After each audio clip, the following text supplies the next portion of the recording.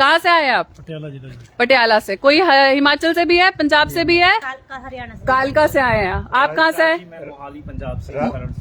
मैं राजपुरा पंजाब से। राजपुरा से, पंजाब से आए हैं। हरियाणा से भी है? हरियाणा से है सर। हरियाणा से कौन है? कैथल जिला। कैथल से आए हैं। आप कहाँ से आए हैं? डेराबस्सी से। आप कहाँ से भाई साहब? हरियाणा से, लालू से। देखिए ये जितने भी यहाँ पे अंदर तक लाइन लगी हुई है, जितने भी यहाँ पे लोग उपस्थित हैं, अलग अलग क्षेत्रों से आए हैं। आपकी क्या डिमांड है सरकार से? आप क्यों चाहते हैं कि आपका कर्जा माफ हो? ਸਾਡਾ ਮੈਨਿੰਗ ਦਾ ਕੰਮ थोड़ा सा तेज बोलिए। ਸਾਡਾ ਮੈਨਿੰਗ ਦਾ ਕੰਮ ਸੀ ਮਿੱਟੀ ਦਾ। अच्छा जी। ਲੋਕਡਾਊਨ ਚ ਬੰਦ ਹੋਣ ਕਰਕੇ 6 ਮਹੀਨੇ ਉਹਨੂੰ ਬੈਂਕ ਨੇ ਕਿਹਾ ਸੀ ਵੀ ਕਿਸ਼ਤਾਂ ਤੁਹਾਨੂੰ ਲੇਟ ਬਾਅਦ ਚ ਦੇਣੀਆਂ। ਉਹਨਾਂ ਨੇ ਇੱਕ ਕਿਸ਼ਤ ਤੇ 2.5 ਕਿਸ਼ਤਾਂ ਬਣਾਤੀਆਂ। 95 76 ਹਜ਼ਾਰ ਦੀ ਕਿਸ਼ਤਾਂ ਸੀ ਸਾਡੀ ਡੀਪਰ और जेसी मशीनां ਦੀਆਂ। तो कब से आपका व्यापार खराब होना शुरू हुआ आपको लगता है? लॉकडाउन से। लॉकडाउन के बाद से आपकी आर्थिक स्थिति कमजोर हुई, लेकिन कुछ सरकार के तो मंत्री बोलते हैं कि लॉकडाउन का तो कोई भी प्रभाव नहीं पड़ा है। नहीं, बहुत ज्यादा प्रभाव पड़ा। हमारा कम से कम 5 डिपर थे, 3 जेसी मशीनें थी। अच्छा। 10-20 नौकर काम करते थे, अब 2 नौकर हैं, 1 मशीन रहेगी। बहुत ही दयनीय स्थिति जी। और बैंक वाले किस तरह से रवैया उनका? बहुत गंदा रवैया। घर पे आके तीनियों को बोलते हैं, गलत मलत बोलते हैं, बेड पड़ोस में बोलते हैं, रिश्तेदारों को बोलते हैं। मैडम आपका कौन सा लोन है? मेरा भी यही है, सेम ही है। कौन सा है? मिट्टी वाला जो मशीना वाला। अच्छा, मशीनों का है आपका भी जी। हमारे बीच में कुछ महिलाएं भी आई है हाँ जी। और आप लोग भी आगे है, आ जाइए। आप बताइए कौन सा लोन है आपका? लोन जी बैंकों के लोन हुए हुए, मेरे आदमी की भी डेथ हुई हुई है। मेरी अच्छा। महिला की भी डेथ हुई हुई है। कैसे हुई आपकी डेथ? मतलब वो बीमार थे जी, बहुत ज्यादा लोन ले ले। कब? लॉकडाउन में हुआ है? नहीं जी, पहले ही हुआ। पहले हुआ, थोड़ा सा। अच्छा। ये देखो सारे इनके सर्टिफिकेट लेके आई हुई हूँ। तो लोन मेरा बहुत कर्जा सिर के ऊपर चढ़ा हुआ है। मेरा मकान भी रखा हुआ है। तो बैंक वाले तंग कर रहे मेरे को कहते हैं भी हम लिख के ला देंगे, हम खाली करा देंगे। कुछ साहूकारों से भी मैंने पैसा लिया, उनने भी तंग किया हुआ मेरे को बहुत ज्यादा। एक तो 1.5 लाख लिया था, उसने 10 लाख बना दिया। अच्छा। हाँ जी, साहूकार भी मेरे को बहुत। देखिए जैसे कि हमारे गुरुजी ने बताया है कि 4 कैटेगरी के लोगों का कर्जा माफ होगा, है ना? तो सबसे पहली कैटेगरी वही लोग हैं जिनका कमाने वाला व्यक्ति गुजर गया लॉकडाउन में, या फिर किसी भी कारण से व्यक्ति अगर गुजर गया तो कम से कम परिवार से उसका घर ना छीना जाए, बच्चों के सर से साया चला गया। अब व्यापारी जो बैंक वाले हैं वो प्रयास करें कि उनका छत भी छीन लिया जाए। तो ऐसे तो हम नहीं होने देंगे, इतना गलत कार्रवाई तो हम नहीं होने देंगे। तो सबसे पहले जिनका भी कमाने वाला व्यक्ति गुजर गया उनका कर्जा माफ करवा के रहेंगे। तो आप बिल्कुल परेशान मत होइए, ठीक है? हमारे साथ में आपका क्या नाम है भाई साहब आपका? मोनेश। हाँ जी, मोनेश कुमार। मोनेश जी, कौन सा कर्जा है आपका? मेरे पास ई रिक्शा लोन अच्छा। है कैनरा बैंक से, एंड घर के ऊपर लोन है। अच्छा। And after lockdown e rickshaw का बिजनेस नहीं चल पाया और बैंकिंग सेक्टर इतना परेशान कर रहा है। खैर अब वो पहले धमकियां देते थे, अब वो कोर्ट में जा रहे हैं। कोर्ट में जाने के बाद भी उनका रिकवरी स्टाफ जो है वो कॉलिंग पे भी परेशान कर रहे हैं, और उसके बाद फिर वो फिजिकल अपीयरेंस भी देते हैं। उनके कलेक्शन वाले भी आते हैं, रिकवरी वाले भी आते हैं, एंड दे ऑलवेज ट्राइड कि किसी भी तरीके से इनको प्रेशराइज कर दें। एंड लेकिन आपने देखा होगा कि आप सभी भी अवेयर होंगे कि जैसे हम लगातार फाइलें दे रहे हैं प्रधानमंत्री कार्यालय में, पहले वित्त मंत्रालय में भी गई हैं आप सभी की फाइल्स, और अभी प्रधानमंत्री कार्यालय में भी जा रही है, जिसका प्रभाव इतना ज्यादा पड़ा है कि वित्त मंत्री जी को खुद संसद में खड़े होकर बोलना पड़ा है कि बैंक के रिकवरी वाले इनह्यूमन बिहेवियर ना रखे, अमानवीय जो व्यवहार कर रहे हैं आम जनता के साथ, ये बहुत ज्यादा खराब बात है। लेकिन उसका प्रैक्टिकली कितना इम्पैक्ट है वो भी जानना चाहेंगे। बहुत ज्यादा ये लोग मेंटल एंड फिजिकल हैरेसमेंट करते हैं। नहीं तो कुछ अभी कुछ सुधरा है, जैसे निर्मला जी इसी तरह अभियान में जुड़े हैं। उसके बाद इतना जरूर हुआ है कि वो टेलीफोनिकली नहीं परेशान कर रहे हैं, लेकिन एसएमएस बार मैसेजेस वो मैसेज डाल रहे हैं, उसके बाद परेशान कर रहे हैं। बल्कि जब मैं उनको बोला कि जब आप कोर्ट में चल रहे हैं तो फिर आप मेरे को टेलीफोनिकली क्यों हरासमेंट कर रहे हैं? कोर्ट में केस चल रहा है फिर भी बैंक वाले परेशान कर रहे हैं। कोई बात नहीं, आप जाइए, अपना सर्टिफिकेट प्राप्त करिए।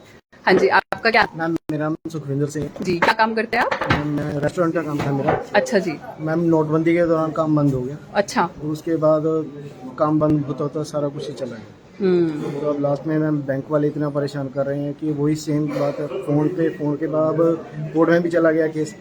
तो कॉलिंग तो आ ही रही है उनकी। अच्छा। बार हैरान है, परेशान बहुत ज्यादा। परेशानी तो है, लेकिन सरकार सुनने के मूड में नहीं लग रही अभी, बिल्कुल है ना। सरकार को समझ में नहीं आ रहा है। क्या लगता है आपको, सरकार आम जनता का कर्जा माफ करने के मूड में है, नहीं है? करेगी नहीं करेगी?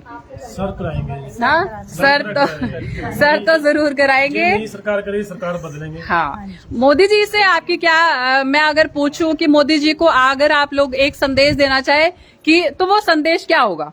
मैडम मैं ये कहना चाहूंगा कि ये जो फ्री फी जो बांटा जा रहा है, हाँ। इस पे कोई लॉ लाया जाए जिससे क्या है कि एक्चुअली ये फ्री जो हम टैक्स का पैसा देते हैं जी। वो लोगों में इस तरीके से बांटे जा रहे हैं।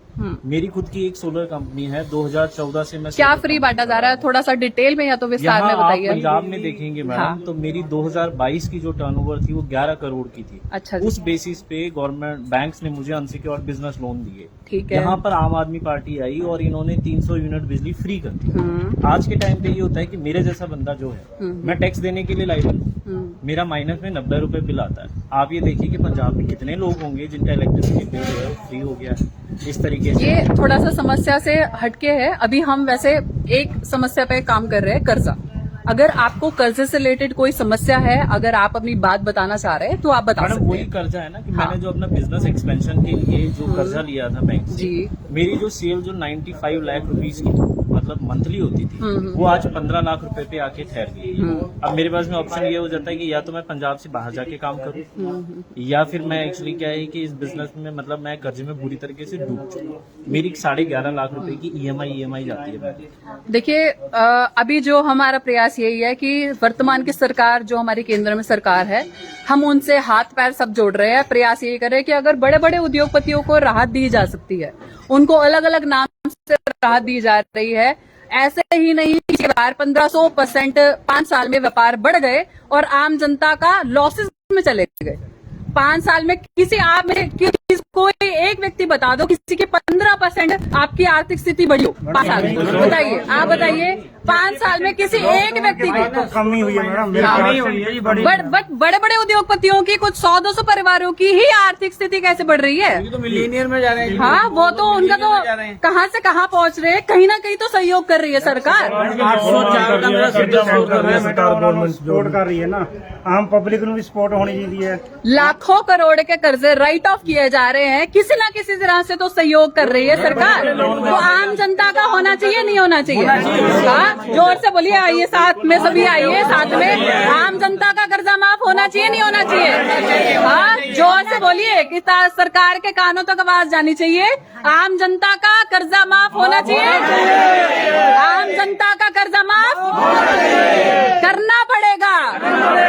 आम जनता का कर्जा माफ, आम जनता का कर्जा माफ, आम जनता का कर्जा माफ। बहुत बढ़िया। आप लोग सभी लोग अपना सर्टिफिकेट लीजिए और आप लोग में से कुछ अगर फिर भी बताना चाहते हैं, आप अपनी स्थिति के बारे में बताइए कि कैसे आप कर्जे के दलदल में फंसे। मैम 804 का सिबिल स्कोर था मेरा लॉकडाउन से पहले। अच्छा जी। 804 का। अच्छा। हाउसिंग लोन मेरा है, 1-2 पर्सनल लोन थे, प्रॉपर जा रहे थे, कोई दिक्कत नहीं थी। लेकिन लॉकडाउन के बाद एकदम से बिल्कुल बंटाधार हो गया प्रोग्राम। अब भी मैं पिछले 2 साल से नेक पॉइंट पे चल रहा हूँ, यानी कि मेरी 3 ईएमआई ड्यू है, लेकिन किस्त में फिर भी दे रहा हूँ। आप लेकिन बस उसके बाद 3 भी ड्यू है, एनपीए नहीं हो पा रहा है। एनपीए नहीं है अभी बस तक, किसी ना तरफ बचा हुआ है। एनपीए नहीं है, मैं नेक पॉइंट पे है। ਸੈਂਟਰ ਗਵਰਨਮੈਂਟ ਨੂੰ ਇਹ ਕੰਮ ਕਦੀ ਹੋਰ ਕਰਨਾ ਵੀ ਚਾਹੀਦਾ ਹੈ ਵੀ ਹੋ ਸਕਦਾ ਬੈਂਕਾਂ ਨੂੰ ਹੈ। ਕਰਨਾ ਚਾਹੀਦਾ ਜਿਹਦੀ ਮਤਲਬ ਇੱਕ ਅੱਧੀ ਕਿਸ਼ਤ ਟੁੱਟ ਗਈ ਉਹਨਾਂ ਸਿਬਲ ਸਕੋਰ ਇੱਕਦਮ ਥੱਲੇ ਨਹੀਂ ਕਰਨਾ ਚਾਹੀਦਾ। ਉਹਨਾਂ ਨੂੰ ਕੁਝ ਟਾਈਮ ਜੇ ਕੋਈ ਡਿਫਾਲਟਰ ਦਾ ਹੈ ਨਹੀਂ ਵੀ ਲੋਨ ਲੈ ਕੇ ਭੱਜ ਗਏ ਹਾਂਜੀ। ਜਾਂ ਕੁਝ ਹੋ ਗਿਆ, ਇਹ ਜਦੋਂ ਇੱਕ ਕਿਸ਼ਤ ਟੁੱਟਦੀ ਹੈ ਜੇ 2 ਦਿਨ ਲੇਟ ਹੋਈ 4 ਦਿਨ ਲੇਟ ਹੋਈ ਉਹਦਾ ਸਿਬਲ ਸਕੋਰ ਬਿਲਕੁਲ ਥੱਲੇ ਘੇਰ ਦਿੰਦੇ ਆ। ਇਸ ਨੂੰ ਵੀ करवाएंगे, सिबिल भी ठीक करवाएंगे, कर्जा भी माफ करवाएंगे, परेशान नहीं होना है। आप में से, हाँ जी, आपका कौन सा कर्जा है? होम लोन है, तो क्यों नहीं दे पा रही है? जोर से बोलिए। मैम 2 लोन है, होम लोन भी है, हाँ। पर्सनल भी है। अच्छा, क्या काम करते हैं? मैं तो हाउस वाइफ हूँ। House wife. कौन कमाने वाला है? हस्बैंड कमाते हैं? क्या काम करते हैं हस्बैंड? मैं हूँ हाँ जी, क्या काम करते हैं भाई साहब? 33 बेटी में जॉब करता हूँ। अच्छा, तो अभी क्या हुआ है, क्यों नहीं दे पा रहे अपना कर्जा? मैंने होम लोन लिया था, हाँ। 4 बेटी 2 बेटे मेरे। अच्छा। मैं उनको पढ़ाऊँ क्या करूँ, महंगाई ज्यादा बढ़ गई है। महंगाई ज्यादा बढ़ गई। उस हिसाब से इनकम नहीं बढ़ी है। नहीं बढ़ी। इनकम नहीं बढ़ी है जी। और मैम अगर मैं 2 लोन चल रहे, होम लोन का किस्त देता हूँ तो मैं घर का खर्च नहीं चला पाता। घर का खर्च देता हूँ तो होम लोन की किस्त नहीं भर पाता। बच्चों को पालना, घर चलाना बहुत मुश्किल हो गया है। मोदी जी, मैं चाहूंगी आप ये आम जनता की आवाज जरूर सुनिए। इन लोगों ने आपको सत्ता तक पहुंचाया है, सत्ता के शीश में लेके गए हैं 2 बार, लेकिन अब ये आम जनता कर्जे के वजह से इतने ज्यादा परेशान है कि अपना परिवार चला पाना मुश्किल है, तो किस तरह से अपना कर्जा देंगे। और कई यहाँ पे माताएं भी आई है, कई इतना ज्यादा परेशान है, वो बोल रही है कि हमारे बच्चे यहाँ तक बोल रहे हैं रिकवरी वालों को कि हमें मार दो, आप हमें मार दो, हमारा कर्जा जो है मुक्त हो जाएगा। वित्त मंत्रालय ਨੂੰ ਬੈਂਕ ਵਾਲਿਆਂ ਨੂੰ निर्देश देना चाहिए भी टाइम सीमा होनी चाहिए। रात 10-10, 11-11 बजे तक टोल करते रहने हैं, गाली गलौज करते हैं। नहीं, रेगुलेशन है लेकिन उसकी पालना नहीं हो पा रही है। रेगुलेशन है, बैंक वाले घर पे आके गाली निकालते हैं। नहीं, आप उनकी कॉल रिकॉर्ड करिए, जैसे सर ने गाइड किया है। अगर आप फॉलो कर रहे होंगे सर को, श्री शाहनवाज चौधरी भारती जी को, उन्होंने बताया है बैंक के बहुत सारे रेगुलेशंस है, हमें भी अपने अधिकारों के लिए अवेयर होना है। उनकी वीडियो बनाओ, बहुत सारे रिकवरी एजेंट्स की नौकरियां जा चुकी हैं कंप्लेंट होने के बाद, तो हमें भी थोड़ा सतर्क रहना पड़ेगा, जागरूक होना पड़ेगा। व्हाट्सएप कॉल करते हैं रात को। हाँ, वो तो सरकार के अधिकारी अब सुन नहीं रहे हैं इस चीज के लिए। यहाँ पे भी देख सकते हैं आप, अभी भी लोग आ रहे हैं, एंट्री करवा रहे हैं अपनी। और मैं आपको ऊपर की स्थिति भी दिखाती हूँ जहाँ पे सर्टिफिकेट डिस्ट्रीब्यूशन का काम चल रहा है। साथियों, लगातार समस्या बहुत ज्यादा गंभीर है और सरकार के अधिकारी सुनने के उसमें मूड में नहीं लग रहे हैं, क्योंकि अभी 7 लाख से ज्यादा लोगों का अभी आवेदन आ चुका है, सरकार के पास जा चुका है। फिर भी सरकार का केवल यही रवैया है कि अगर आपकी कोई व्यक्तिगत कोई समस्या है तो बताइए। लाखों लोग जो परेशान हैं उनको अपना निपटने दीजिए। तो यहाँ पे मैं चाहूंगी आप देखिए किस तरह से यहाँ पे भी सर्टिफिकेट डिस्ट्रीब्यूशन के काम चल रहा है। लोग आ रहे हैं, अपना सर्टिफिकेट ले रहे हैं। और हमारे बीच में पटियाला के लोकसभा प्रभारी हैं रंजीत सिंह भारतीय जी। जी रंजीत जी, आप सर के पेज से लाइव हैं और आप क्या संदेश देना चाहेंगे पंजाब के और पटियाला के लोगों को? जय हिंद, जय भारत। ਸਾਰੇ ਪੰਜਾਬ ਵਾਸੀਆਂ ਨੂੰ ਮੈਂ ਸੰਦੇਸ਼ ਦੇਣਾ ਚਾਹੁੰਦਾ ਕਿ ਜੋ ਵੀ ਕਰਜ਼ੇ ਦੀ ਦਲਦਲ 'ਚ ਫਸਿਆ ਹੈ ਉਹ ਜ਼ਿਆਦਾ ਤੋਂ ਜ਼ਿਆਦਾ ਗੂਗਲ ਤੇ ਜਾ ਕੇ ਫਾਰਮ ਭਰਨ, ਔਰ ਤਾਂ ਕਿ ਅਸੀਂ ਸਾਰਿਆਂ ਨੂੰ ਕਰਜ਼ਾ ਮੁਕਤ ਕਰਾਈਏ। ਸਰਕਾਰ ਦੀਆਂ ਗਲਤ ਨੀਤੀਆਂ ਕਰਕੇ ਕਰਜ਼ੇ ਹੋਏ ਨੇ ਤੁਹਾਡੀ ਆਪਣੀ ਕੋਈ ਗਲਤੀ ਨਹੀਂ ਹੈ। ਇਸ ਕਰਕੇ ਕੋਈ ਵੀ ਗਲਤ ਕਦਮ ਨਹੀਂ ਚੁੱਕਣਾ ਕਿ ਲੋਕ ਸੁਸਾਈਡ ਕਰ ਰਹੇ ਨੇ। ਇਸ ਤਰ੍ਹਾਂ ਦੇ ਕਦਮ ਬਿਲਕੁਲ ਦਿਮਾਗ 'ਚ ਵੀ ਗੱਲ ਨਹੀਂ ਆਣੀ ਚਾਹੀਦੀ। ਅਸੀਂ ਪੂਰੇ ਭਾਰਤ ਦੇ ਵਿੱਚ ਸ਼੍ਰੀ ਸ਼ਾਹਨਵਾਜ਼ ਚੌਧਰੀ ਭਾਰਤੀ ਜੀ ਦੇ टीम हैगे हैं और पूरे भारत छाए हुए हैं और सब ਅਸੀਂ ਤੁਹਾਡੀ ਮਦਦ ਵਾਸਤੇ ਆਏ हैं। और ਇਸ ਦਾ ਇੱਕ ਵੀ ਪੈਸਾ ਕਿਤੇ ਤੋਂ ਕਿਸੇ ਤੋਂ ਵੀ ਚਾਰਜ ਨਹੀਂ ਕੀਤਾ ਜਾਏਗਾ, ਬਿਲਕੁਲ ਫ੍ਰੀ ਆਫ ਕਾਸਟ ਹੈ। ਤੁਹਾਡੇ ਕਰਜ਼ੇ ਮਾਫ ਕਰਾਵਾਂਗੇ, ਚਾਹੇ ਇਹ ਸਰਕਾਰ ਕਰੇ ਜਾਂ ਆਉਣ ਵਾਲੀ ਸਰਕਾਰ ਕਰੇ। ਕਰਜ਼ੇ ਮਾਫ ਹੋਣਗੇ ਔਰ ਜ਼ਰੂਰ ਹੋਣਗੇ। ਤੁਸੀਂ ਸਾਡਾ ਸਾਥ ਦਿਓ, ਅਸੀਂ ਤੁਹਾਡਾ ਸਾਥ ਦੇਵਾਂਗੇ। ਬਿਲਕੁਲ ਤੁਹਾਨੂੰ ਕੋਈ ਬੈਂਕ ਵਾਲਾ ਪਰੇਸ਼ਾਨ ਨਹੀਂ ਕਰੇਗਾ। ਕੋਈ ਵੀ ਜਿਹੜੇ ਰਿਕਵਰੀ ਏਜੰਟ ਨੇ, ਕਿਸੇ ਨੂੰ ਰਾਈਟ ਨਹੀਂ ਹੈ ਕਿ ਤੁਹਾਡੇ ਨਾਲ ਬਦਤਮੀਜ਼ੀ ਕਰੇ। ਜੋ आरबीआई ਦੀ इंस्ट्रक्शंस ਹੈਗੀਆਂ ਉਹਦੇ ਤਹਿਤ ਪੈਸੇ ਦੀ ਰਿਕਵਰੀ ਕਰ ਸਕਦੇ ਹੈ। ਕਰਜ਼ਾ ਲੈਣਾ ਵੀ ਕ੍ਰਾਈਮ ਨਹੀਂ ਹੈ, ਨਾ ਕਰਜ਼ਾ ਵਾਪਸ ਨਾ ਕਰ ਪਾਣਾ ਵੀ ਕੋਈ ਕ੍ਰਾਈਮ ਨਹੀਂ ਹੈ। ਤੇ ਤੁਸੀਂ ਕੋਈ ਵੀ ਇਸ ਤਰ੍ਹਾਂ ਦਾ ਗਲਤ ਕਦਮ ਨਾ ਚੱਕੋ। ਔਰ ਕਹਿੰਦੇ ਨੇ ਪੁਰਾਣੇ ਬਜ਼ੁਰਗ ਕਹਿ ਗਏ ਨੇ, ਕਰਜ਼ ਔਰ ਮਰਜ਼ ਛੁਪਾਉਣਾ ਨਹੀਂ ਚਾਹੀਦਾ। ਤੇ ਅਗਰ ਕਰਜ਼ ਵਿੱਚ ਫਸ ਗਏ ਤਾਂ ਉਹਨਾਂ ਨੂੰ ਵੀ ਨਾ ਛੁਪਾਓ ਤਾਂ ਕਿ ਉਹਦਾ ਇਲਾਜ ਟੋਲਿਆ ਜਾ ਸਕੇ। ਅਸੀਂ ਉਸੇ ਇਲਾਜ ਨੂੰ ਟੋਲ ਰਹੇ ਹਾਂ ਔਰ ਸਰਕਾਰ ਨੂੰ ਕਹਿ ਰਹੇ ਹਾਂ ਕਿ ਹਰੇਕ ਆਦਮੀ ਦੇ 10 ਲੱਖ ਤੱਕ ਦੇ ਕਰਜ਼ੇ ਮਾਫ ਕੀਤੇ ਜਾਣ। और जो बड़े फैक्ट्रियां वाले ने, इंडस्ट्रीयलिस्ट है, उन्होंने ਅਸੀਂ ਕਹਿੰਦੇ ਕਿ ਉਹਨਾਂ ਨੂੰ 2 ਸਾਲ ਦਾ ਟਾਈਮ ਦਿੱਤਾ ਜਾਏ। ਜਾਂ ਤੇ ਸਰਕਾਰ 10 ਲੱਖ ਤੱਕ ਦੇ ਕਰਜ਼ੇ ਮਾਫ ਕਰੇ ਜਾਂ 2 ਸਾਲ ਦਾ ਟਾਈਮ ਦੇ ਦੇ ਤਾਂ ਕਿ ਲੋਕ ਇਨ ਕਰਜ਼ਿਆਂ ਨੂੰ ਵਾਪਸ ਕਰ ਸਕਣ। ਲੋਕਾਂ ਦੇ ਇਸ ਤਰ੍ਹਾਂ ਦੇ ਹਾਲਾਤ ਪੈਦਾ ਨਾ ਕੀਤੇ ਜਾਣ ਕਿ ਲੋਕ ਸੁਸਾइड कर। बिल्कुल, जैसे कि अभी आपने मुलाकात करी, हमारे पटियाला के लोकसभा प्रभारी हैं रंजीत सिंह भारती जी, जिम्मेदारी ले रहे पूरे पटियाला के एक एक व्यक्ति का कर्जा माफ करवाएंगे। हमारे साथ में है अमनदीप शर्मा भारती जी, जो कि जलंधर से लोकसभा प्रभारी हैं। अमनदीप जी, मैं चाहूंगी कि जलंधर के लोगों को आप क्या संदेश देना चाहेंगे? एक बार आप अपनी बात जरूर रखिए। सभी साथियों को जय हिंद, जय भारत। जैसे आज पटियाला लोकसभा में कर्जा मुक्ति प्रमाण पत्र सभी को डिस्ट्रीब्यूट किए जा रहे हैं, वैसे ही कल जलंधर में प्रमाण पत्र डिस्ट्रीब्यूट किए जाएंगे। जिन जिन लोगों ने अपने फॉर्म पहले से भरे हुए हैं, 7 अगस्त से पहले जिन लोगों ने अपने फॉर्म भरे हुए हैं, वो अपना फॉर्म कर्जा मुक्ति प्रमाण पत्र जलंधर में आकर ले सकते हैं।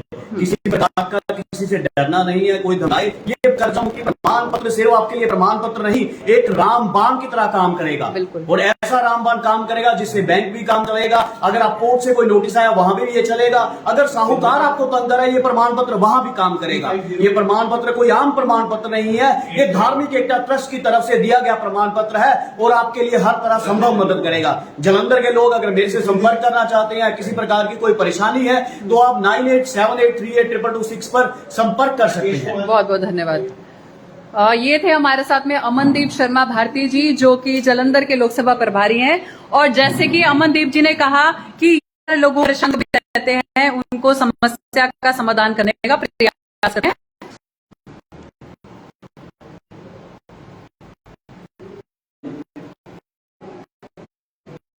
लोग इस अभियान में जुड़ चुके हैं और अभी जो दूसरे चरण में हम कर्जा मुक्ति के प्रमाण पत्र दिए रहे हैं, उसी कड़ी में अभी दिल्ली के अलावा अलग अलग 4 स्टेट्स में हरियाणा, पंजाब और उत्तर प्रदेश में शुरू हो गए हैं। इसी तरह चरणबद्ध तरीके से हर राज्य में ये प्रमाण पत्र बांटे जाएंगे। आप सहम रखिए, किसी को ज्यादा परेशानी है तो अपने नियर बाई आप कहीं भी जाके प्रमाण पत्र ले सकते हैं, लेकिन कोशिश है कि हर लोकसभा क्षेत्र में प्रमाण पत्र वितरित किए जाएं।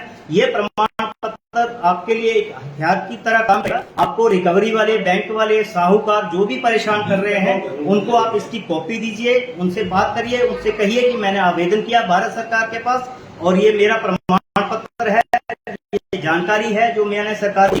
जब तक कोई निर्णय नहीं लेती तब तक कम से कम आपको परेशान नहीं किया। ये शहनवाज चौधरी भारतीय जी की गारंटी है। और आप ये प्रमाण पत्र सबसे पहले लेके अपने बैंक साहूकार, रिकवरी वालों के पास दीजिए ताकि वो आपको परेशान न कर पाए। बिल्कुल। साथियों, बहुत सारे अन्य हमारे साथी भी हैं, केंद्र प्रमुख भी हैं, जहाँ पे आके वॉलंटियरशिप का काम कर रहे हैं। बस प्रयास यही है कि एक व्यक्ति की जान बचाई जाए, क्योंकि हर एक जान कीमती है। कोई भी गलत कदम ना उठाइए। कर्जा अगर चढ़ गया है तो इसमें आप जिम्मेदार नहीं है, इसमें बहुत सारी सरकार की नीतियां जिम्मेदार है। साथियों, दोबारा फिर मुलाकात करेंगे आपसे। अभी के लिए